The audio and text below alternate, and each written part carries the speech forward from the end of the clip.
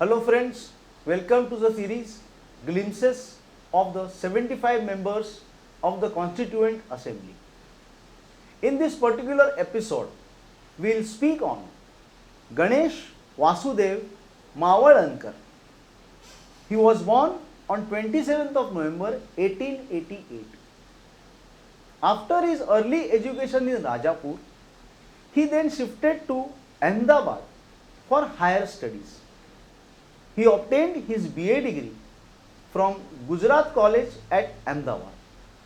He obtained his LLB degree from the Government Law College, Bombay, and started his practice. He was active in the politics and was a member of Congress party. He was elected to the Constituent Assembly from Bombay on a Congress ticket. After the Constituent Assembly was adopted on 26 November 1949 and when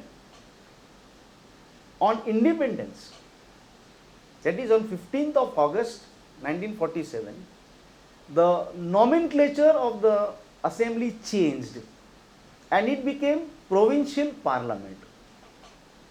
He was a speaker in this provincial parliament, and based on this, he had set up various committees in the Constituent Assembly, like Rules Committee, Committee of Privileges, Business Advisory Committee, Committee on Private Members' Bill and Resolutions, Committee on Salaries and Allowances. So, it can be seen that as he was a speaker, he had not directly participated in the debates, but he had given his contribution by formulating the committees, giving the reports of committees.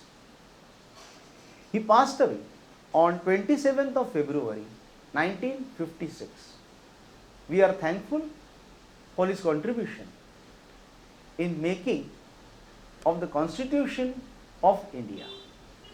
Thank you.